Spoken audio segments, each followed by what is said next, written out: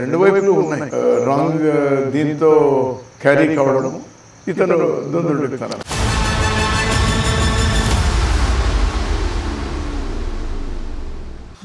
ఎందుకు retire అవ్వాలనుకున్నారు? Retire అవ్వాలనుకున్నది సరే, long tenure చేసినాము.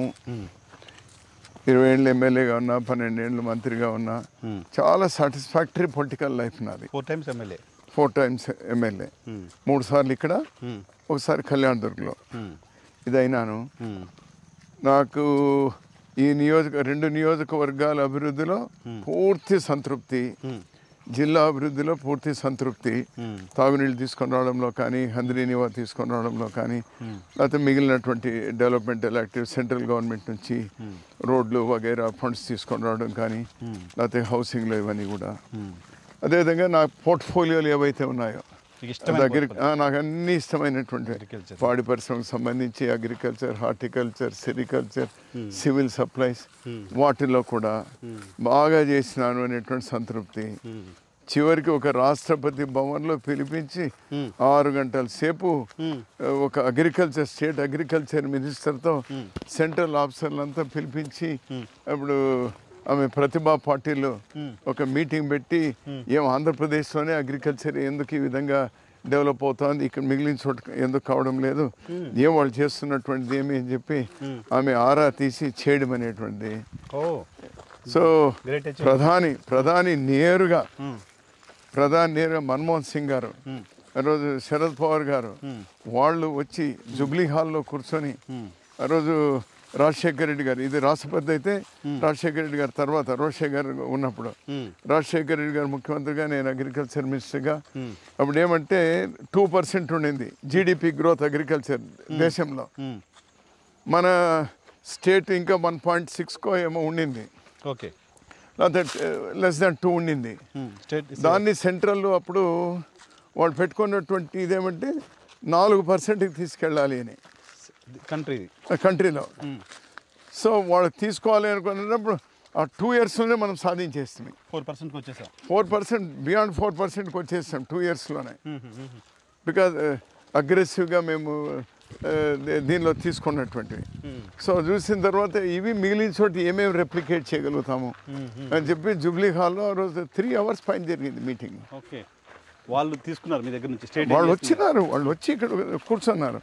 సో ఆ విధంగా ఇట్లా చెప్తూ పోతే అనేక మంది, నాకైతే ఫుల్లెస్ట్ సాటిస్ఫాక్షన్.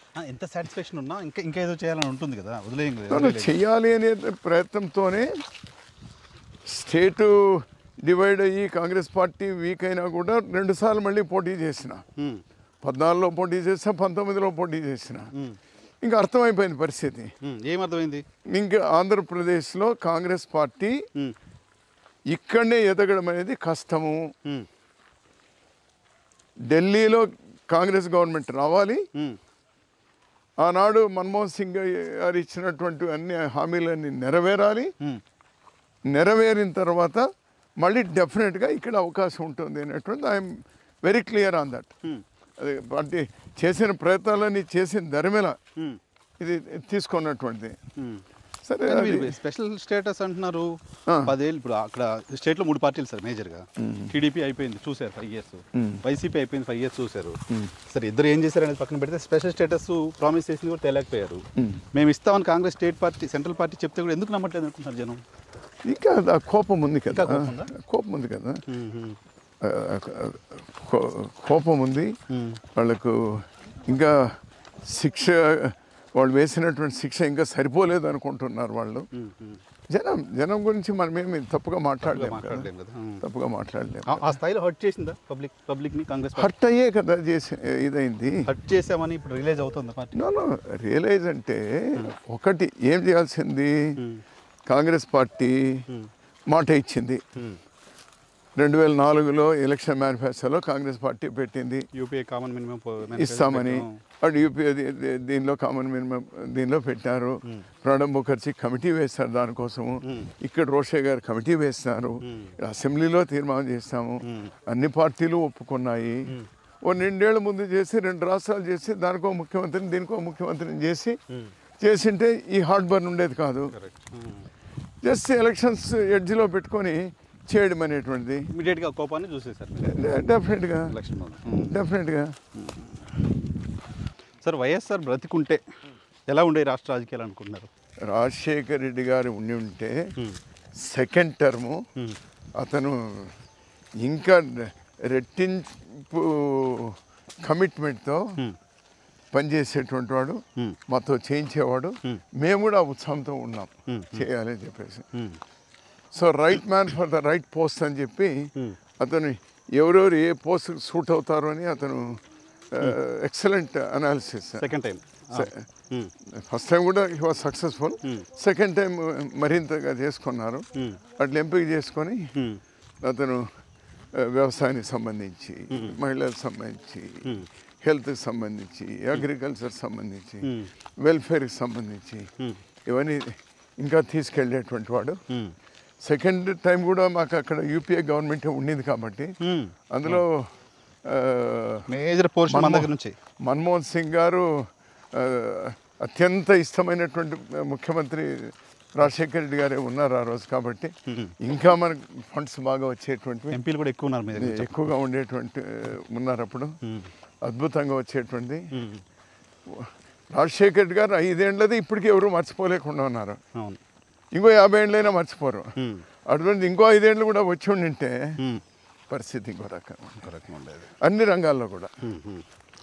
స్పెషల్లీ నేను ఒక రైతుగా, నేను ఆ రోజు వ్యవసాయ శాఖ మంత్రిగా, ఇంకా ఈరోజు కూడా నాకంటే మీ తెలంగాణ నుంచి నేను 10-12 ఏళ్ళు ఇదైనా ఎవరు చెప్పింది నాకు, నిరంజన్ రెడ్డి 2 years బ్యాక్ ఎప్పుడో నేను, తర్వాత కర్ణాటక మినిస్టరు, మేమందరం కూడా ఏదో ఒక ప్రోగ్రామ్కి హైదరాబాద్లో అటెండ్ అయితే అతను నా పక్క కూర్చొని అంటా ఉన్నాడు, ఏమన్నా ఇప్పటికి కూడా మా వాళ్ళందరూ కూడా నిన్నే గుర్తు చేసుకుంటా ఉన్నారు. అగ్రికల్చర్ మినిస్టర్ అంటే ఇప్పుడు గుర్తు చేసుకోండి.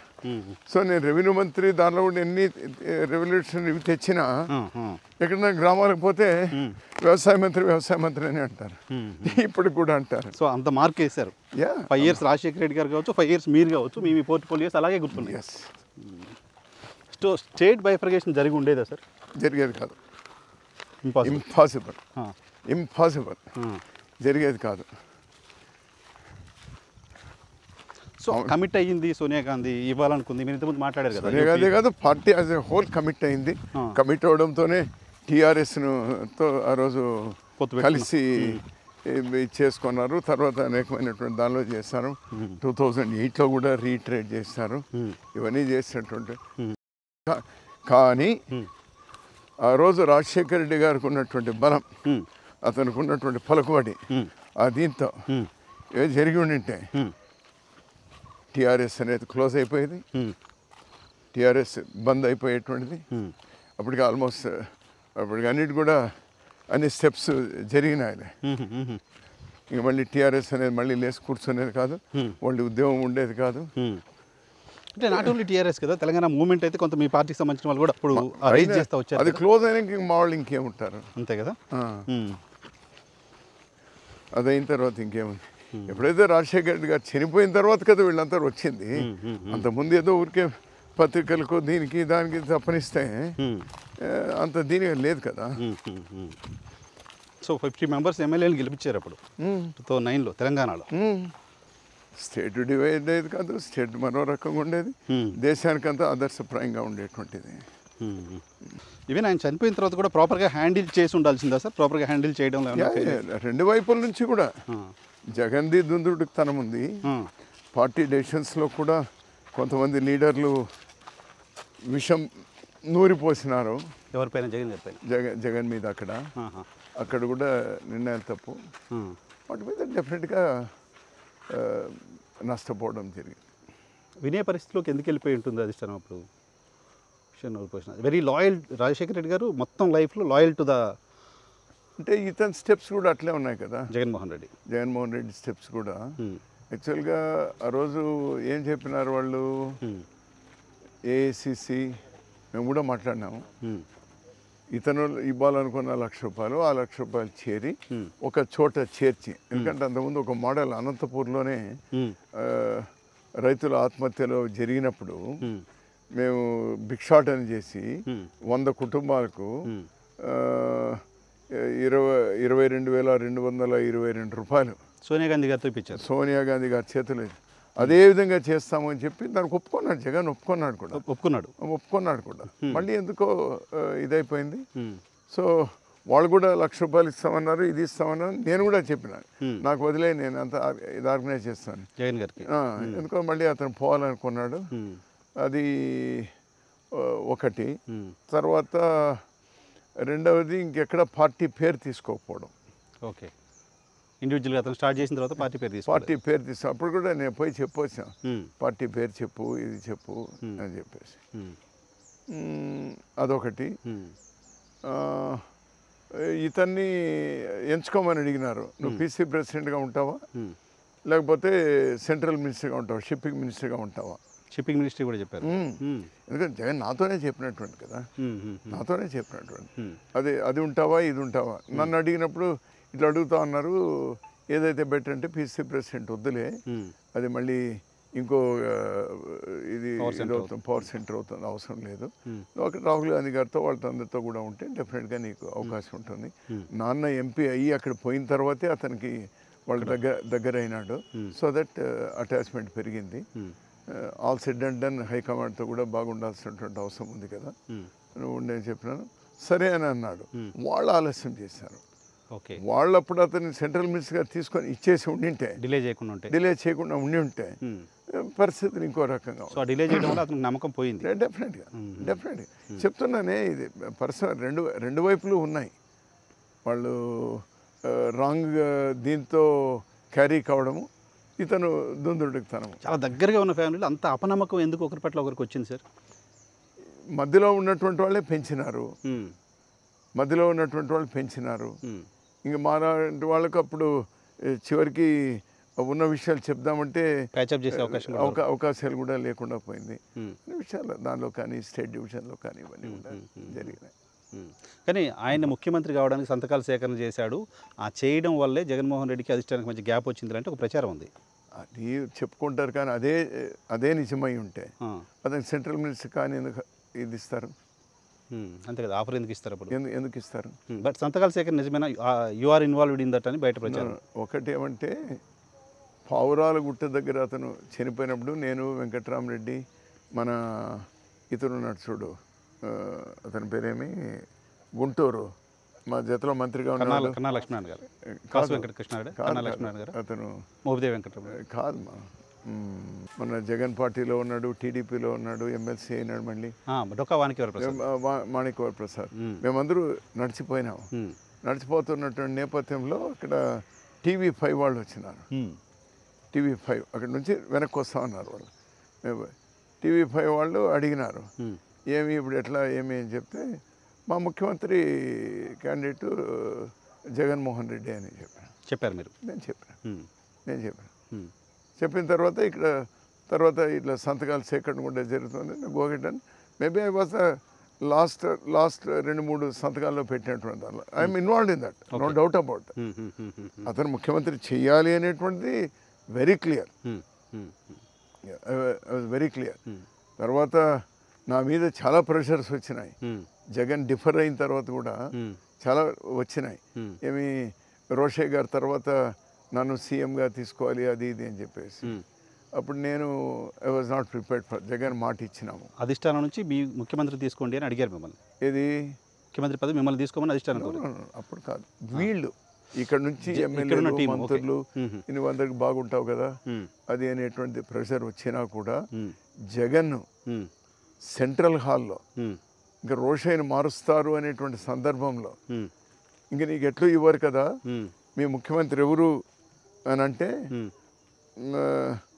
నా పేరు చెప్పినాడు అతను, జగన్మోహన్ రెడ్డి చెప్తే మళ్ళీ నేను జగన్ చెప్పిన అది కరెక్ట్ కాదు, నువ్వు ముఖ్యమంత్రి కావాలి, ఇంక 20 ఏళ్ళైనా వెయిట్ చేస్తాను నువ్వు ముఖ్యమంత్రి కావాలని, అంతే తప్పితే అట్లా నువ్వు మాట్లాడద్దు, వేరే వాళ్ళు మాట్లాడేసి కానీ నువ్వు మాట్లాడడం కరెక్ట్ కాదు అని చెప్పిన. తర్వాత రోషయ్య ముఖ్యమంత్రిగా ప్రమాణ స్వీకారం చేసేటప్పుడు ప్రమాణ స్వీకారం పోనన్నాను. యాజ్ ఇట్ ఈజ్ మంత్రులు ఏది మార్చకుండా రాజశేఖర రెడ్డి గారు ఉన్న క్యాబినెట్ యాజ్ ఇట్ ఈస్ మంత్రి ప్రమాణ స్వీకారం చేయాలి అని జస్ట్ ముఖ్యమంత్రి మారారు అంతే. ముఖ్యమంత్రి మారినాడు. అప్పుడు చేయాలని చెప్తే నేను పోనని చెప్పినాను. ఇంకా నేను సూట్ కేసు సర్దుకొని ఇంకా బెంగళూరు ప్రయాణం అవుతా ఉన్నాను. ఆ లోపల ఆనం రామనారాయణ రెడ్డి, కిరణ్ కుమార్ రెడ్డి, సత్యబాబు వీళ్ళందరూ కూడా ఇంటి దగ్గరికి వచ్చి నువ్వు ఆ విధంగా చేయకూడదు, నువ్వు రావాల్సిందే అని చెప్పి నేను రానని చెప్పినాను. ఆ లోపల జగన్ను భాస్కర్తో ఫోన్ చేయించినాడు. ఎవరు మన చెవిరెడ్డి భాస్కర్ రెడ్డి గారు ఫోన్ చేశాను. నేను ఊరికే ఫోన్ తీసిన, ఇదో జగన్ మాట్లాడతానని ఇచ్చాడు. అన్న ఇప్పుడు నువ్వు ప్రమాణ స్వీకారం పోకపోతే మనకు నష్టం కలుగుతుందన్న, ఇదేదో గ్రూపులు పెడుతున్నావు చేస్తున్నావు అనేది అవుతుంది. అదేంటే లేదులే అవసరం లేదని నా కోసం మీరు ప్రమాణ స్వీకారం చేయాలి అన్నారు. సో జగన్ కూడా ఇప్పుడు గొడవ పెట్టుకోవడం ఇష్టం లేదు కాంగ్రెస్తో, ఆనాటికి లేదు, డెఫినెట్గా లేదు. లేకపోతే నన్ను నువ్వు పోయి ప్రమాణ స్వీకారం చేయని ఎందుకు చెప్తాడు అతను. అప్పుడు పోయినా పోయేది ప్రమాణ స్వీకారము చేసాను. లాస్ట్లో నేను పోయింది, పోయి ప్రమాణ స్వీకారం చేసాము. సరే అది నడిచింది. ఆ తర్వాత మళ్ళీ వచ్చా కిరణ్, తర్వాత వెంకటరామరెడ్డి వీళ్ళందరూ కూడా కిరణ్ కుమార్ రెడ్డి కూడా నన్ను కమ్మని చాలా చాలా చాలా ప్రెషర్స్ వచ్చింది. దాదాపు 8 నెలలు నా వెంట పడినారు. లేదా I'm not interested because of Jaganmohan Reddy. మాట ఇచ్చినాను, నాకు వద్దు అని చెప్పినాను, అట్లా తెలిపాను. సరే మళ్ళీ అతను డిఫర్ అయినాడు. కిరణ్ అయిన తర్వాత అతను డిఫర్ నాకే ఫోన్ చేశాడు. మార్నింగ్ 7 o'clock ఫోన్ చేసి ఊర్లో ఉన్నాను రోజు. చేసి అన్నా నువ్వు చూస్తా ఉన్నావు కదా ఇవన్నీ కూడా, ఇంకా కాదు మా చిన్నాన్నని మంత్రి పదవిలో తీసుకోవడం ఏంటి, మా ఫ్యామిలీకి ఇబ్బంది పెట్టడానికే కదా, ఇంకా నన్ను విజయభాస్కర్ రెడ్డి కొడుకుగాను లేకపోతే ఒక వెంగళరావు కొడుకుగాను చెన్నారెడ్డి కొడుకుగాను చూడాలనుకుంటున్నావు నువ్వు అది అని అన్నా. నేను చెప్పిన తొందరపడద్దు, నువ్వే ముఖ్యమంత్రి కాబోయే ముఖ్యమంత్రి, ఇంకా 5 ఏళ్ళు కానీ 10 ఏళ్ళు, మీ నాయన 20 ఏళ్ళు ఫైట్ చేశాడు, వెయిట్ చెయ్యి అని చెప్పినాను. అతను సరే అతని లైన్ అతను తీసుకున్నాడు అనుకో. అది గారు నేనైతే పార్టీ వదిలిరాను. ఎప్పుడు విద్యార్థి దశగా ఉన్నప్పుడు కొంచెం అడుగు అట్లా పడింది, దాన్ని సర్దుబాటు చేసుకున్నాను నేను. ఇంకా ప్రజా జీవితంలో పాలిటిక్స్లో రాకముందే అది జరిగింది, అది తప్పేదో. సో ఇంక నేను ఏ పరిస్థితుల్లో కూడా నేను పార్టీ డిఫర్ కాను. సో జగన్మోహన్ రెడ్డిని కాంగ్రెస్ ముఖ్యమంత్రిగా చూడాలనుకున్నారు అంతే. కాంగ్రెస్ ముఖ్యమంత్రిగా ఆయన ఉంటా అంటే ఎంత ఫైట్ చేయడానికైనా రెడీ. అయ్యేవాడు కూడా. అతను ఉంటే కూడా స్టేట్ డివైడ్ అయ్యేది కాదు. అతను కాంగ్రెస్ కంటిన్యూ అయితే స్టేట్ డివైడ్ అయ్యేది కాదు. రాజశేఖర రెడ్డి గారు బతుకుంటే స్టేట్ డివైడ్ అయ్యేది కాదు. ఏమంటారు తెలంగాణ వాళ్ళని ఎవరైనా సీఎం చేస్తుంటే అతన్ని ఎవరు జానారెడ్డి గారు, జైపాల్ రెడ్డి పిలిచి చెప్పిందంట మేడం సందర్భంలో. జైపాల్ రెడ్డి నాతో చెప్పింది, నన్ను సీఎం తీసుకున్నారు, నేను పీసీ ప్రెసిడెంట్ చేయమని చెప్పినాను, ఇది అవుతుంది అని కూడా చెప్పినాడు. సో అతన్ని చేసిన అది అయ్యేది కాదేమో అవన్నీ కూడా. సో ఇప్పుడు మళ్ళీ దగ్గర అయ్యే పరిస్థితి ఉంటుంది. చంద్రబాబు నాయుడు లెటర్ విత్డ్రా చేసుకున్నా అయ్యేది కాదు. అది ఇంకా మోటివ్ పెంచింది బాగా. ఎందుకంటే సార్ అసెంబ్లీలో జరుగుతూ ఉన్నప్పుడు ఇదే ఎవరు రేవంత్, ఇదే మావాడు కేశవ్, వీళ్ళు నరేంద్ర వాళ్ళందరూ వచ్చినారు. ఏమన్నా ఏమవుతుంది అంటే మీ వాళ్ళు లెటర్ విత్డ్రా చేసుకోతే స్టేట్ డివైడ్ అయిపోతుంది అని చెప్పారా రేవంత్ రెడ్డి గారికి, వాళ్ళకందరూ కూడా చెప్పిన. నెక్స్ట్ ఈ డిస్కషన్ జరుగుతున్నప్పుడు నేను అసెంబ్లీలో మాట్లాడుతూ ఉన్నాను చంద్రబాబు నాయుడు గారిని, మీరు లెటర్ విత్డ్రా చేసుకోండి అంటే అతను అక్కడ కూర్చొని సమాధానం చెప్పకుండా ఉండలేడు, చెప్పలేడు. దానికోసం బయట వెళ్ళిపోయాయి, ఏం మాట్లాడుకుంటూ వెళ్ళిపోయారు. సో ఇప్పుడు మళ్ళీ ఏమన్నా జగన్మోహన్ రెడ్డి గారు కాంగ్రెస్ దగ్గర కావడానికి సంబంధించిన ఆ సిమ్టమ్స్ ఏమైనా కనపడుతున్నాయా? అవకాశం ఇప్పుడు ఎందుకు వస్తాడు, ఇప్పుడు ఏముందని వస్తాడు అంటే పాలరైజేషన్ జరుగుతుందిగా, బీజేపీ యాంటీ బీజేపీ పాలరైజేషన్. ఏమున్నా ఒక సంవత్సరం ముందో 6 నెలల ముందో జరగాల్సిందే, కానీ అటువంటివి జరిగినా కూడా ఇప్పట్లో అది కాంగ్రెస్ వైపు నుంచి కానీ అతని వైపు నుంచి కానీ అటువంటి ఉంటుంది అని నేనైతే అనుకున్నాను. It is too early. Too early. అవును, ఎలక్షన్స్ కూడా ఇప్పుడు లేవు కదా. అతనికి ఉన్నటువంటి ఇబ్బందులు అతనికి ఉన్నాయి. ఇప్పుడు కాంగ్రెస్ వచ్చేది ఏముంది, బట్ ఒకటైతే guarantee, no regional party can survive without having tie up with either BJP or Congress. జాతీయ పార్టీలతో ఎవరితో టైఅప్ కాకపోతే రాబోయే రోజుల్లో మన జాలం. బీజేపీతో టైఅప్ అయినవన్నీ కూడా చచ్చిపోతూ ఉన్నాయి. ఇంకేస్తుందిగా బీజేపీ, చచ్చిపోతూ ఉన్నాయి. పరోక్షంగా ఉండి చచ్చిపోయింది జగన్ పార్టీ, పరోక్షంగా ఉండి చచ్చిపోయింది. అంతే కదా, అంతే కదా. ఈ ప్రత్యక్షంగా ఉన్నవాళ్ళు ఎట్లా చచ్చిపోయిన పార్టీలు చచ్చిపోయిన చూసినాం. చచ్చిపోవడం అంటే బలహీనపడ్డాం రాదా, బహుశా ఆ పదం నేను వాడకూడదేమో. అయితే అయిపోయింది. So the same thing will repeat. వాళ్ళతో సంబంధాలు పెట్టుకున్న వాళ్ళంతా కూడా బలహీనులు కావాల్సిందే. సరే, అయిపోయిన తర్వాత ఈ 10 years టెన్యూర్లో ఎప్పుడైనా జగన్మోహన్ రెడ్డి గారితో మాట్లాడారా, కలిసారా? తర్వాత మాట్లాడే సందర్భాలు లేవు. ఏదైనా పెళ్ళిలో హైదరాబాద్ మన సుబ్బరామిరెడ్డి గారి మనవరాలతో పెళ్లి జరిగినప్పుడు అప్పుడు ఒకసారి కలిసాం తప్పితే ముఖాముఖి మళ్ళీ ఇంకెప్పుడు కలవలేదు, ప్రయత్నం కూడా చేయలేదు.